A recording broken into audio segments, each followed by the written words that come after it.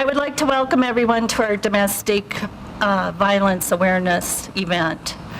It's a time, I'm Shelley Klein from the St. Paul Intervention Project, and this is a time where we as a community, and I mean every single person in this room, come together to recognize all the hard work we've done and to make a commitment into the future. So thank you for coming.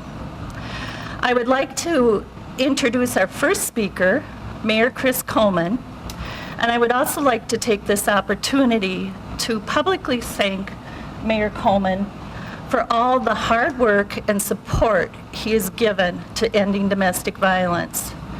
During his tenure, we've had initiatives that have saved lives, and they've become national models. And he does that quietly, behind the scenes, and he does it every day. So on behalf of our community, thank you, Mayor Chris Coleman. Okay, my first act of relative to public safety is speakers, don't trip on this cord here as you're coming up. We almost lost Shelley. Thank you, Shelley. Anything that I have participated in has been inspired by your leadership and the leadership of so many people in this room that really understand the full consequences of domestic violence, that fully understand the terror that too many of our community members live in, the children live in, the long-term impacts and effects of domestic violence. And so I am really proud to be a part of a team that understands this issue, that's working towards protecting all of the members of our community, our vulnerable citizens and our children. This is a critically important issue. And it is a team effort. We have a lot of folks up here. Quite frankly, so many of you in this audience could be standing with me, behind me, speaking to your personal stories, to your own history, to the things that have worked to save you and protect you from violence, or how you have assisted someone that has been in a situation and helped make them safe. We also unfortunately know the stories that we haven't been successful. We saw in the paper yesterday of an incident where an individual pled guilty to a murder just over here, not too far away from where we stand. So we know that our job is not done. Unfortunately, we have a long ways to go. But I do feel like in the city of St. Paul, we have become a national model for how you respond as a community, as a group of committed individuals to working on the issue of domestic violence. We are going to hear from some of the folks up here, and others have just joined us to be supportive of our efforts and have been helpful in many ways. Chris Crutchfield, Deputy Director of the External Affairs for the Ramsey County Corrections, Sheriff Matt Bostrom, Chief Judge Warner, who is, I think, Tracy, you're the only father and daughter combination of chief judge in the history of the county. Her dad was also a great jurist and a legend, and so we're so glad to have her here. Our great county attorney, John Choi, our wonderful city attorney, Sarah Grewing, who has also been a champion on this issue, and of course Chief Tom Smith, who has really dedicated the resources of his department to work on these issues. I want to just highlight a couple of the things that we've done in the city of St. Paul that I think are part of that national model that we have created. From the very first efforts around women's advocates, which was one of the first battered women's shelter in the United States of America, to the Blueprint for Safety, which is a national model for how the criminal justice system responds to domestic violence, from an initial 911 call to the final disposition of a case. The Bridges to Safety, the Victim Service Center, which is a collaborative agreement between government and community services that is serving now over 1,300 victims of domestic violence a year. We have Casa de Esperanza, which is a national organization now focused, or now is a national organization focused on mobilizing the Latino community to end domestic violence. And the Flare Up program, which joins the St. Paul Intervention Project, advocates police probation and prosecution in reaching victims at high risk of imminent harm, and each year holds over 1,200 dangerous perpetrators accountable for their violence. These are only some of the examples of the successes that we've had and some of the partners that we bring to the table. Last October, when we gathered for Domestic Violence Awareness Month, we honored the women and children who were murdered as a result of domestic abuse. We'll continue to honor them by ensuring no one in our community lives in fear inside their homes or inside their neighborhood. We as a community are proud of all that we have accomplished, And that pride, with that pride comes a great sense of responsibility to keep moving forward as an entire community to end the violence that too many of our women and our children face on a daily basis. I want to thank you all for being a part of this effort. I want to thank you for our continued and tireless work to prevent domestic violence. As I say, our work is not done. We've come a long ways. We have a long ways to go. But together, I do believe that we are going to conquer this issue. One of the leaders in that effort is our City Attorney, Sarah Growing, and I'd like to turn it over to her at this time. Good morning, everyone, and thank you, Mayor, for that introduction. I want to start by personally thanking and acknowledging the friends and colleagues from the City Attorney's Office who are here that work on this issue every day. Laura Peaton, who's the Deputy City Attorney, Maria DeWolf, who heads our domestic abuse trial team, John Steckman, who's a community prosecutor in our office, and Brent Hood, who is finishing up his internship here in our office and has been working specifically on the Gone on Arrival project and our data collection and retention around those issues. So they are extraordinary attorneys, Brent, an intern, soon to be an attorney, and I'm just so pleased and honored to work with them.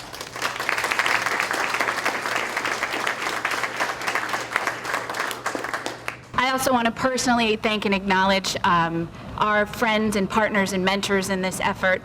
For me, Judge Kloss has been a mentor of mine since I was in law school and has educated me on this effort. And I've said many times, we stand on the shoulders of giants in this community on this issue, and so many trailblazers in this room. So thank you all for being here. I also want to take a moment to honor the memory of Sheila Wellstone as we remember the anniversary of her death 10 years ago on Thursday. Sheila would have been so proud of St. Paul and the work we're doing to combat domestic violence in our community. In the all too brief time that I worked for her as a domestic violence intern, I also know that wild horses wouldn't have been able to keep her away from this event this morning. She would have loved this discussion, and she would have loved talking about this with all of you and thanking all of you for the work that you're doing, but she also would have said that you can do more. She would have implored us to take greater action in this fight, and she wouldn't have let us rest on our laurels for even a minute. There's no better and more powerful way for us to acknowledge her work and honor her memory than to recommit, as we do every October and every day, to this important work. In our office, specifically, we are pushing forward, not merely content with our success on our Gone on Arrival program or our conviction rates for domestic violence cases or our statistics on qualifying domestic violence-related offensive, impressive as they may be. And I have those statistics. I can brag about them for a long time, but I won't today, because the Blueprint for Safety helps give us the tools to constantly re-examine our work. It's a living document that requires us to question every day, are we using every tool at our disposal so that we are engaged in the smartest and most effective prosecutions with a laser focus on victim safety? We've answered that question, particularly this fall, we have had a new turnover in management in the City Attorney's Office, the folks that I introduced to you earlier. And so a fresh set of eyes has helped us to really dig into the blueprint and ask some really smart questions. For example, we've cross-trained every prosecutor in our office now on the blueprint principles and to review Gone on Arrival cases. Previously, only about half of our attorneys handled GOA cases, but since all prosecutors are charging in-custody domestics and making bail arguments, we needed to step back and familiarize everyone office-wide with the blueprint. These principles are can be incorporated into stronger charging decisions and strong bail arguments. Similarly, we are rethinking our current approach to bail arguments with an eye toward bringing lethality into these discussions. As we saw in Wisconsin over the weekend, what we're engaged in is really homicide prevention. The blueprint model calls for an early assessment of the danger here in St. Paul that an offender poses to his victim. And currently we're not using lethality assessments, but we're working to integrate that assessment into our bail system using blueprint principles. Assessing this danger that an offender poses will help better inform the judge and the entire system about what we need to do to get a victim on a path to safety. Finally, as we work in the months and years ahead to fully implement the Blueprint principles, we are also committed to helping other jurisdictions learn how to implement the Blueprint for Safety models in their communities. To make this commitment possible, we've expanded the number of certified Blueprint for Safety trainers from 2 in the criminal division, and we'll have 6 by the year's end. That way, a record number of prosecutors can be available to teach the Blueprint principles anywhere in the country whenever they are called on to do so. In closing, thank you so much for being here today, and thank you to Shelley and Rebecca and Bree for helping pull us together every October to honor our successes and to challenge us to do more and do better for victims of domestic violence. On behalf of myself and the entire staff of the St. Paul City Attorney's Office who are here today, it's a privilege to work with you every day in this important work. Well, good morning, everybody. And Sarah, I just want to say you're just doing a really wonderful job as city attorney, and just some of the things that you were talking about just make me really. That's right. Ever. But it's an honor for me on behalf of the Ramsey County Attorney's Office to be here with all of you, people who are very concerned about and have committed to the work around domestic violence prevention. And as we are gathered here today on this very solemn occasion where we remember those who have been murdered as a result of domestic violence, and also honor those survivors who are there to pick up the pieces, because domestic violence has a horrible effect not only on the victims' families but also on our community.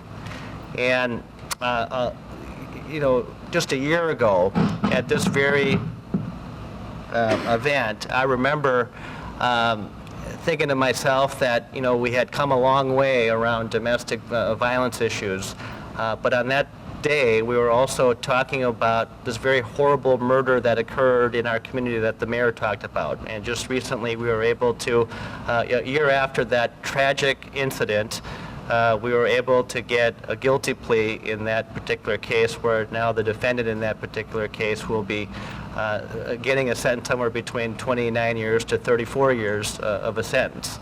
And those incidents, those tragedies, are reminders for all of us that around the issue of preventing domestic violence, homicides, that our work really is never done, and it never should be. Because, but I believe at the end of the day, as a community, we can make a difference, and we can end domestic violence. And the people that are gathered here today are a testament to that. There are so many people in this room, people from my staff, people from the city attorney's office, the people from the police department, and our advocates in our community who have really come together, and there's been a lot of great things done in St. Paul and Ramsey County. One of the things that, as the new county attorney, that I'm carrying forward from some of the things that we did in St. Paul was, by the end of this year, we will have lethality assessments used by every police jurisdiction throughout Ramsey County. And we've been working on that for quite some time, but that is such an important thing, because when a police officer arrives on the scene, the first thing that we got to be thinking about in a domestic violence situation is that what we are doing and the work that we are engaged in is homicide prevention. And so that is happening in St. Paul. It will happen by the end of the year in all of the jurisdictions in Ramsey County. So I just want to thank you, all of you, for your commitment and everything that all of you do around this very, very important issue. Thank you very much. Well, good morning, everybody, and I want to start off by just doing something kind of unique, and I want to thank, number one, all of you. I know so many of you that are here from different organizations, including the St. Paul Police Department, but many advocate organizations, nonprofits. To all of our partners that are up here, this is the model, to our leadership of our mayor, that's allowed us to push things forward, to do what most cities are very envious of, and that's the partnerships we have to deal with domestic violence in the city of St. Paul. So I want to give you guys a round of applause.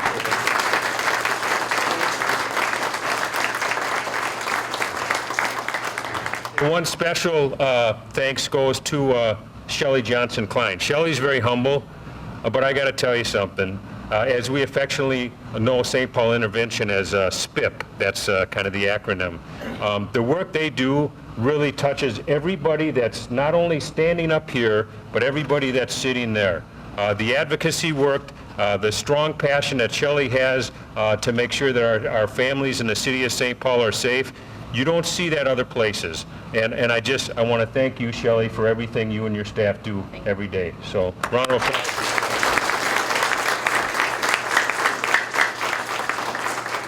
And by the way, I didn't say that because my daughter works for Shelley and she's sitting in the front chair there. She didn't tell me to do that. We're here today, again, as we are every year, to talk about domestic violence. And, one of the things as police officers that we know is that domestic violence is one of the most volatile calls and most dangerous calls we go to. When you get called to a domestic as a police officer, and we're kind of on the front lines of this battle to stop and to abolish domestic violence, you've got a gazillion things going through your mind.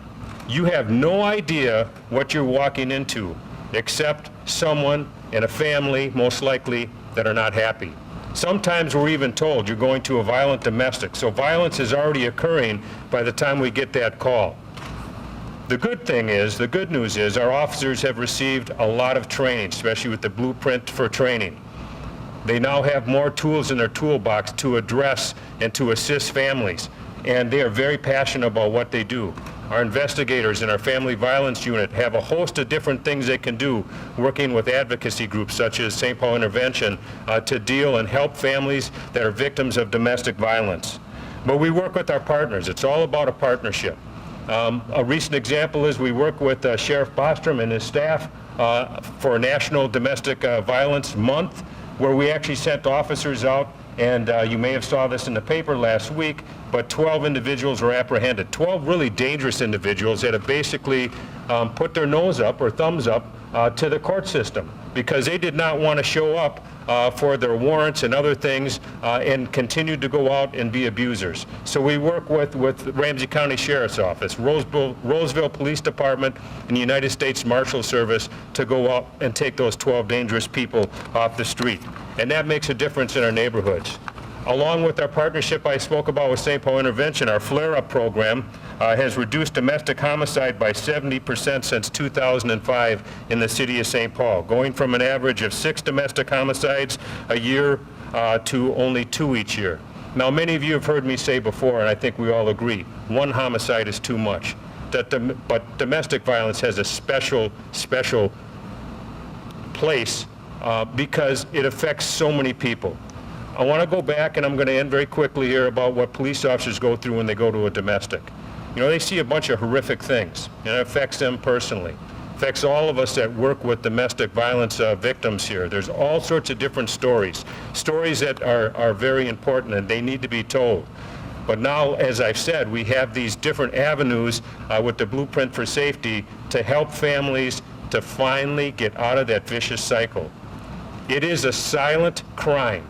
A lot of people don't realize that because most victims of domestic violence don't want to talk about it.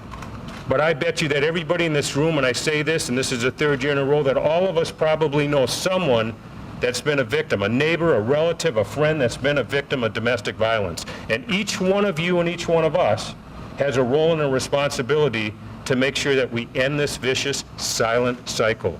It's okay to speak up. That's why the advocates that are all up here play such an important role. That's why our police officers work with advocates so closely, because we can end that silence, and you'll hear one of those stories today. Finally, I just want to say one thing. Bridges for Safety is an amazing place. By the way, victims of domestic violence, especially mothers with children, can come down to the courthouse. They have people that will watch your children. They have people that will work with them through the entire criminal justice process, and the most important thing they'll do is they'll try to alleviate the fear, knowing that once they walk out the courthouse door, that they will be safe, because we have officers and advocates that will make sure that they are safe. We just had a St. Paul Police Gala recently, and I'm going to tell this story very quickly, where we recognized, and he's here today, one of our officers with the Richard Rowan, who was the 37th Chief of Police for the St. Paul Police Department Award. We give that award every year to somebody that does amazing work for not just the police department, but the community in general, and that's Officer Mike Dollarshell, who's here. I'm not here to recognize Mike, but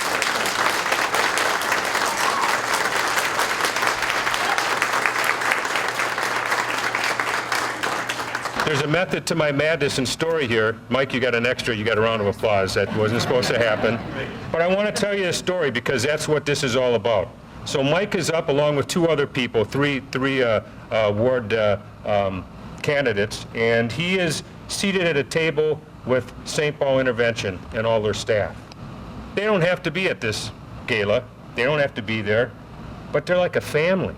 And they were there to support Mike, who gave a very passionate speech, by the way, and I know that there were tears in some people's eyes, and we had over 600 people that attended that gala for what he talked about with his work for many years with St. Paul Intervention, going out to deal with families, and especially women, young mothers, victims of domestic violence. That's what this is all about. Just like the trees that you see right here with the branches and strong roots, it's about all of us working together, getting past any of our differences, making a difference in families' lives, making a difference in offenders' lives, if they so choose to change their ways. And if not, we hold them accountable.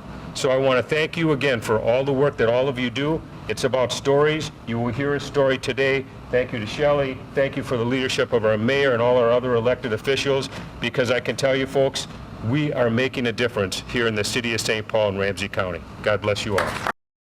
Last year, I spoke about honoring the women and the children that have been murdered because of domestic violence.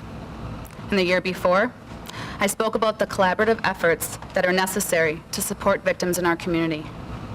This year, today, I'm speaking about standing with pride, in solidarity, to continue our united efforts as we move further within and beyond our borders of St. Paul Ramsey County. With our government leaders and partners that stand before you, come our leaders from the Battered Women's Movement and our community that are the very soul of this critical work. Casa de Esperanza, Asian Women United, Women of Nations, Out Front Minnesota, Tubman, Women's Advocates, Breaking Free, Southern Minnesota Regional Legal Services, FamilyWise, the Minnesota Coalition for Battered Women, and Praxis International. Simultaneously, all of these agencies have changed the way in which we, as a city, as a county, as a state, and as a nation, respond to domestic violence.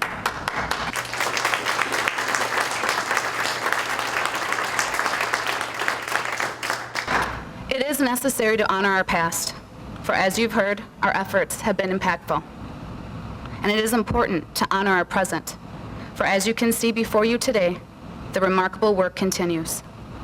Yet most importantly, it is to work towards our future. We have cultivated both a great deal of confidence and commitment from our history, and that is why we will continue to push ourselves to do more. The St. Paul Intervention Project quilt displayed before you was made by numerous women who have survived domestic abuse. Today, I see it as a beautiful representation of all of us, our continued commitment as we grow together, to work across our borders and disciplines to end domestic violence. And even though there are times when sharp winds may bear down on our branches, we continue. For our roots remain sound and firmly grounded, our limbs broader and fuller, our trunk remains sturdy, and our colors even more brilliant. And with each passing season, we adapt to the changes and continue to grow stronger. For it is our combined and unyielding desire for decency and life that is deeply rooted at the core of what we all do. And it is this passion, our powerful and committed alliances, that we all know will one day end domestic violence. You will now hear from a woman whose progression in life speaks to all we have shared today. It is one example as to why we have pride in the way our criminal justice system responds to these horrific crimes. Why We so value the critical services and support given to victims by our community agencies, and why we embrace our ability to work and grow together. And while she speaks, you will understand her toughness. Feel the underlying pain she's endured. Be in awe of her unbelievable strength and courage. Witness her mother's love and commitment to her children. And perhaps, maybe most importantly, never doubt the incredible impact our united and continued efforts have had on her journey that has brought her here today. It is with gratitude that I welcome Miss Elizabeth here to bravely share her story with us. I met Tavares at the community center. He was nice and we started dating. We had a great time doing things together and I trusted him. We had been dating for over a month and we started to spend a lot of time at my house. He was great with my 2 children. After a while, he started acting distant. One evening,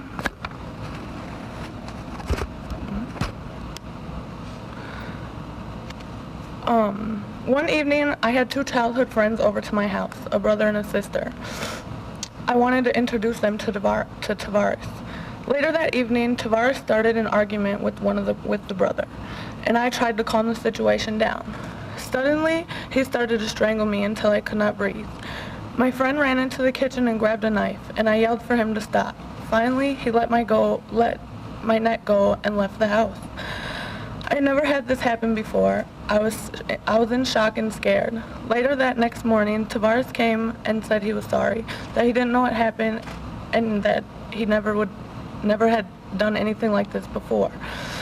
For 6 weeks, he seemed as he did before, but there was a different feeling in the air. I was fearful of him. One morning, he stole my car. I found it parked by his friend's house and called 911. While the police were looking for him at his friend's house, he came walking down the street and saw me and the police and took off running. That evening, one of my girlfriends stayed over and was watching TV when I went to bed. Later that night, Tavares was at the door and my friend opened it, thinking he had come to bring my car keys back. I woke up with him leaning over my bed holding a black metal cane. He was screaming at me for calling the police and yelled that he would teach me to never call them again. He began to beat me with the cane, hitting me all over my entire body. The pain was horrible and I tried to keep my face down to protect my head. He grabbed my cell phone and my friends, threatening her if she tried to get help. He beat me with the metal cane for over an hour and a half. When he left the bedroom to threaten my friend again, I knew that it was my only chance to escape. Somehow, I got out of bed, opened my second-story window, crawled onto the ledge, and jumped. The pain was overwhelming, but I got up and started running. I ran from house to house, knocking on doors. Finally, a man opened his door and called the ambulance. 2 men from the next house took me up to their porch and stayed with me until the ambulance came. All I could think of were my 2 little boys. I told the paramedics I would not go to the hospital until I knew that they were safe. The ambulance went to my house and assured me that they were fine. At Regents Hospital, they treated the welts and lacerations all over my body. They put 6 pins into my broken hand and discovered the ligaments and the cartilage in my knee had been torn. The next morning, the police took me home from the hospital and helped me up the stairs. Opening my door, my girlfriend said everything was fine. But when I came inside, my girlfriend signaled to me that he was there. I was terrified and I ran down the stairs yelling for the police. They heard me and ran inside and arrested him. That morning, the first light team, Bree and Officer Schwab, came to my house. It was the best thing that ever had happened. There was someone who cared and could help me. I wasn't on my own anymore. Officer Schwab was very kind and took more pictures of my injuries and found the metal cane Tavares must have thrown out the window after I escaped and asked me more questions. Bree, my advocate, kept talking to me, telling me she was there for me and all the things that her and St. Paul Intervention Project could do to help me. It was then I knew I wasn't alone and that there would be help for me and my children to be safe. The next day, Bree arranged a walk-in appointment for me at Bridges to Safety to apply for an order of protection. The advocate helped me write it, and the clerk from the domestic abuse office treated it as high priority and took it right up to the judge to be signed. After what happened, I couldn't live at my house anymore. The St. Paul Intervention Project advocates worked with the Smurls lawyers at Bridges of Safety to help me break my lease. Tavares was charged with second-degree assault. Dave Pinto from the Joint Prosecution Unit was really nice to me, and he explained what they were going to be doing and what the possible outcomes could be. Even though it was all overwhelming, I felt relieved, and rather than feeling terrified that Tavares was going to get me again for calling for help, I knew he wasn't in a position to hurt me now. He was sentenced to 2 years and 10 months. 18 months later, he called me from the jail, insincerely apologizing, saying he was going to get a bunch of money and that he wanted to see me when he got out. I told him I didn't think he got the severity of what he did to me, and that he had brutally beaten me for an hour and a half. After that, I didn't say much, but just tried to get a sense of what he was going to do to me when he got out.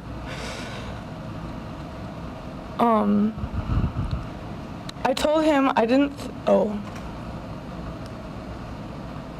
After the call, I called Bree, my advocate, and told her I was afraid and didn't want Tavares to know I was reporting him. She called Officer Schwab, and he agreed to act as though they've been doing random checks from the jails and discovered that Tavares violated his order of protection.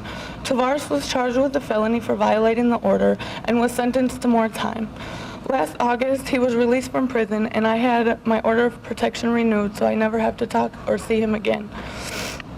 Now I have a job, and people say they look up to me. I work hard and try to support other women. I live in a new place, and my children are doing well. I have shared my story and given input to help the creation of the Blueprint for Safety and the encircled groups for highly lethal offenders. I have scars all over my body, I have pins in my hand, and my knee will never be the same. But I am a strong woman, and I would like to tell any woman out there who are in an abusive situation to please find a safe way to get out. Even if you feel terrified and alone, just know that there are good people out there who are more than willing to make sure that you are safe. I would like to take this chance to give a special thanks to Officer Schwab and to Dave Pinto in assisting me in the prosecution of Tavares. And I would really like to give a special thanks to Bree because she's supported me through this whole chapter in my life. And I appreciate it.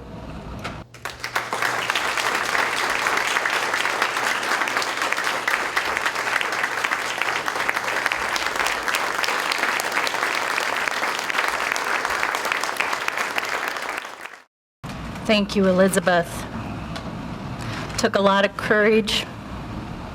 And again, thank you for sharing your story. Reminds us of why we're all here. Thank you. I would now like to invite Adriana Rempel up to share her beautiful voice with us. But Shelley asked me to sing a song that calls everyone here in this room and those who aren't in this room to unity to be able to stand against domestic violence and if you see something to help. So I went frantically searching on the internet and I found a song by Nina Simone, which is her famous call for unity, that I'd like to sing you guys. Come ye who would have peace, hear me what I say now. I say, come ye who would have peace. It's time to learn how to pray. I say, come ye who have no fear. What tomorrow brings, child, start praying for a better world of peace and all good things. I say, come ye ye who still have hope, that we can still survive now. Let's work together as we should and fight to stay alive. I say, come ye, ye who would have love. It's time to take a stand. Abuse, abuse, it must be slain for the love of your fellow man. I say, come ye,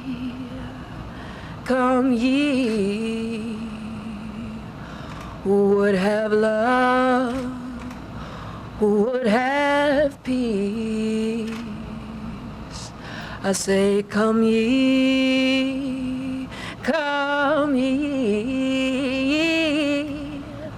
who would have love, who would have peace. Pretty hard to follow that, and I get to close things out here. I want to thank everybody again for coming here today. Very important topic. Thank you for what each one of you do.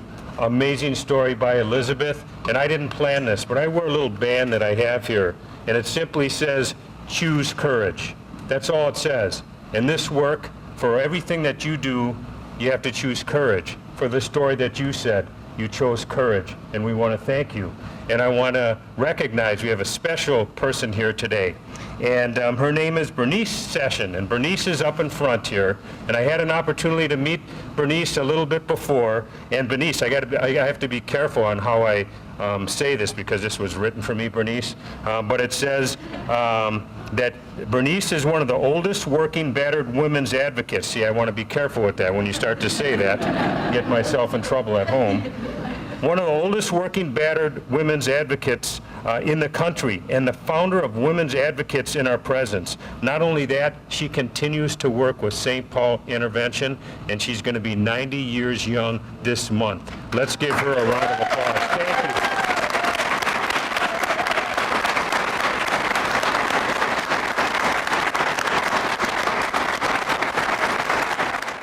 you. Now that's choosing courage. Thank you for what you do. A recap call of action as we close out. Let's make sure all of us in this room, no matter what department that we work for, what agency we work for, what we do, let's never have a blind eye or a deaf ear to domestic violence and when people need our help. Because you know what? We can make our city even safer, and the work that you do is fantastic every day. Thank you. Enjoy the rest of your day, and thank you for being here with us this afternoon.